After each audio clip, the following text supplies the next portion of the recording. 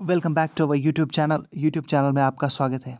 Dear students, अब हम MCQ series आपके लिए लेके आएंगे।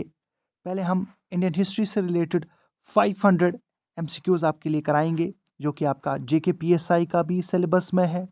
जेके जो एसएसबी की तरफ से वीएलडब्ल्यू का सिलेबस है, उसमें भी आपको हेल्पफुल रहेगा। उसके बाद फिर फा का अगर एग्ज़ाम हुआ, जो कि अभी तक तो कैलेंडर नहीं आया है, लेकिन फा के एग्ज़ाम में भी आपको जी काफ़ी ज़्यादा इंपॉर्टेंट रहेगा। तो चलिए अब स्टार्ट कर लेते हैं। एमसीक्यूज़ मैंने आपसे कहा, इंडियन हिस्ट्री से भी एमसीक्यूज़ हम आपके लिए यहाँ पे अपलोड करेंगे।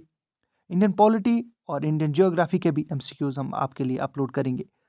सो चलिए आज का पहला वीडियो हम लोग अपलोड करने वाले हैं अभी।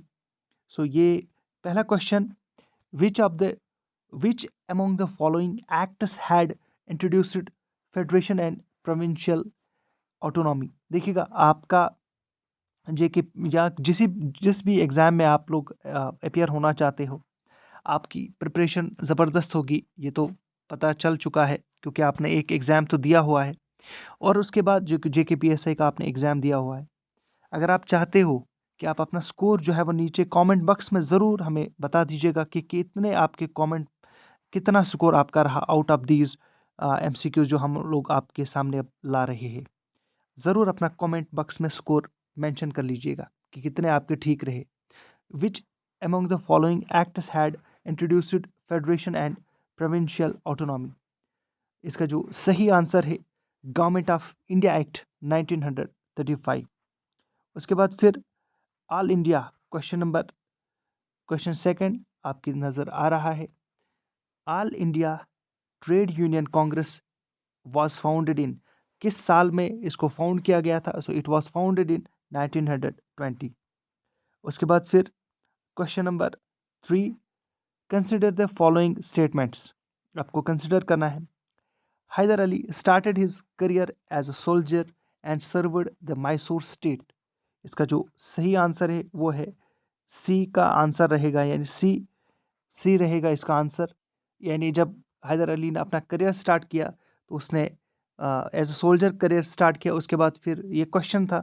उसके बाद फिर 1976 में 1761 में हैदर अली डिफीटेड, जो कि नंजराजर को डिफीट किया था उसने। क्वेश्चन नंबर 4 आपकी ओर आ रहा है। हुए बहुत इंपॉर्टेंट क्वेश्चन, बहुत बार ये क्वेश्चन पूछा गया है बहुत सारे एग्जाम्स में। Who among the following had founded the theosophical society? Theosophical society किसने जो है फाउंड किया था? तो इसका जो सही आंसर है madam HP Blavatsky and colonel HS Olcott. इसको सिंपल सी भाषा में बोलते हैं ब्लेवेट्स्की एंड ओलकॉट। आगे बढ़ लेते हैं। क्वेश्चन नंबर 5 आपकी नज़र आ रहा है। क्वेश्चन नंबर 5 आप अच्छी तरह से पढ़ लीजिएगा।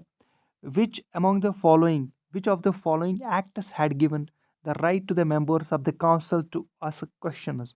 So इसका जो सही आंसर है वो आपके नजर आ रहा है Indian councils act of 1892, option C. Question number 6 आपकी नज़र आ रहा है। क्वेश्चन नंबर 6 को आप लोग अच्छी तरह से पढ़ लीजिएगा, पॉज कर लीजिएगा, उसके बाद फिर आंसर नीचे कमेंट बॉक्स में अपना लिख लीजिएगा और अपना स्कोर भी कमेंट बॉक्स में ज़रूर लिख लीजिएगा। Which among the following acts had introduced the separate electorates for Muslims. Separate electorates किस एक्ट के तहत मुस्लिम्स को मिला था? So it was given by Indian councils act of 1909। Indian councils act जो 1909 था, इसमें मुस्लिम्स को सेपरेट इलेक्टोरेट का हक दिया गया था। The doctrine of lapse, question number 7, which was introduced by Lord Dalhousie. Lord Dalhousie governor general थे 1848 से लेके 1856 तक। 1856 तक was annexed many states, which among the following was not one of them? Doctrine of lapse के जरिए लॉर्ड डेलहौजी ने बहुत सारे स्टेट्स को, 7 स्टेट्स को जो है वो एनेक्स किया था। इनमें से एक स्टेट को एनेक्स नहीं किया था, तो वो कौन सी स्टेट थी? क्या वो जैतपुर थी, संबलपुर थी, उदयपुर थी, जयपुर थी? तो जैतपुर को भी किया था, संबलपुर को भी एनेक्स किया था, उदयपुर को भी किया था, जयपुर को एनेक्स नहीं किया था। Question number 8, in reference to two groups of Congress, moderates and extremists, consider the following statements. जो moderates और extremists थे उनके बारे में ये क्वेश्चन है, आप दोनों स्टेटमेंट्स को पढ़ लीजिएगा. The ideological thoughts of moderates were European history and Western liberal thoughts. The ideological thoughts of extremists were to take revenge against the British policy. So इसका जो सही आंसर है वो है ऑप्शन 1, यानी एक ही इसका जो ये वाला आंसर जो है वो सही है. चलिए आगे बढ़ लेते हैं. Question number 9. The individual civil disobedience movement was launched in. किस ईयर में इसको लॉन्च किया गया था? 1933 में. सिविल डिसओबीडियंस मूवमेंट को जो इंडिविजुअल था. उसके बाद फिर क्वेश्चन नंबर 10 आपकी नज़र आ रहा है. Which among the following was the major reason of 1859 White Mutiny? जो 1859 की White Mutiny थी उसके पीछे कौन सा रीज़न था? क्या रिवोल्ट ऑफ 1857 था? क्या चेंजिंग ऑफ गवर्नर जनरल का था? या जी हाँ, इसका जो सही आंसर है वो है जो वाइट म्यूटिनी हुई थी वो इसलिए हुई थी taking control of Indian trade and administration from the east India company by the British crown. तो ब्रिटिश क्राउन ने इंडियन ईस्ट इंडिया कंपनी को अपने कब्जे में कर लिया. तो चलिए अब आगे बढ़ लेते हैं हम क्वेश्चन नंबर, जी हाँ, क्वेश्चन नंबर 11 आपके लिए आ रहा है. हमने ऑलरेडी 2 पार्ट्स में इसको डिवाइड किया था. 2 वीडियोस में हमने सोचा था कि हम 2 वीडियोस बनाएंगे, लेकिन हमने अब यहाँ पे डिसाइड कर लिया कि एक ही वीडियो हम इन दोनों पीडीएफ्स का बनाएंगे, क्योंकि अभी तक 6 मिनट्स का वीडियो बना है. तो कम से कम वीडियो जो है वो 10 से 12 मिनट्स का होना चाहिए. चलिए 11th क्वेश्चन आपकी नज़र आ रहा है. Rabindranath Tagore got knighthood in the year. किस साल रविंद्रनाथ टैगोर को नाइटहुड का खिताब मिला था? So that was in 1915. जी हाँ, आप एक्सप्लेनेशन यहाँ पे पॉज करके पढ़ सकते हो आप एक्सप्लेनेशन. हालांकि ज़रूरत नहीं है क्योंकि आपकी प्रिपरेशन अच्छी है पहले से ही, और आप लोग इस वक्त जो है वो सिर्फ और सिर्फ एमसीक्यूज में अपना स्कोर देखना चाहते हो कि कितना आपसे स्कोर ठीक हो रहा है. Who among the following is known as father of Muslim Renaissance in Bengal? किसको मुस्लिम रेनेसेंस का फादर ऑफ मुस्लिम रेनेसेंस इन बंगाल में माना जाता है? इसका जो सही आंसर है वो है नवाब अब्दुल लतीफ़ खान, यानी option C is the right answer. चलिए अब आगे बढ़ लेते हैं. Question, Raja yoga, karma yoga, bhakti Yoga and Jana Yoga are the works of which among the following social reformers of India. Question एक बार फिर से आप लोग इसको पढ़ लीजिएगा. राजा yoga, karma yoga, bhakti yoga, jnana yoga are the works of which among the following social reformers of India. Options आपके पास मौजूद है. M G Ranade, Swami Vivekananda, Ramakrishna Paramahansa, Raja Ram Mohan Roy. इसका जो सही आंसर है वो है ऑप्शन नंबर बी, यानी स्वामी विवेकानंदा. जी हाँ, Swami Vivekananda. Option B is the right answer. चलिए आगे बढ़ लेते हैं. क्वेश्चन नंबर 4, यानी हमारा जो सेकंड पीडीएफ है. In which year Jahangir issued the charter to East India Company for establishing the trade establishments in India. इसका जो सही आंसर है वो है 1617. चलिए आगे बढ़ लेते हैं. इसका आप एक्सप्लेनेशन भी पढ़ सकते हो अगर आप चाहते हो. क्वेश्चन नंबर 5, यानी टोटल हमने जो है वो कोशिश किया है कि 20 क्वेश्चंस ऑलमोस्ट हम लोग हर वीडियो में आपको लाएंगे. Swaraj party was outcome of which among the following incidents. तो किस इंसिडेंट के बाद स्वराज पार्टी जो है वो बनी? स्वराज पार्टी बनी, आपके पास ऑप्शन है Chaura Chauri, quit India movement, Simon Commission, arrival of Simon Commission and Bardoli Satyagraha. इसका जो सही आंसर है वो है ए पार्ट, यानी चोरा चोरी इंसिडेंट के बाद स्वराज पार्टी का जो है वो बुनियाद रखा गया.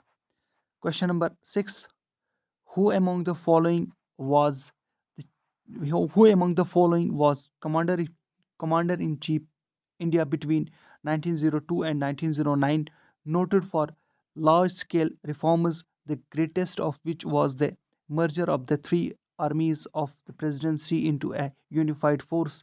तो इसका जो सही आंसर है वो है option number B, Lord Kitchener. चलिए क्वेश्चन नंबर 7 देख लेते हैं. In the wake of Chinese aggression in 1962।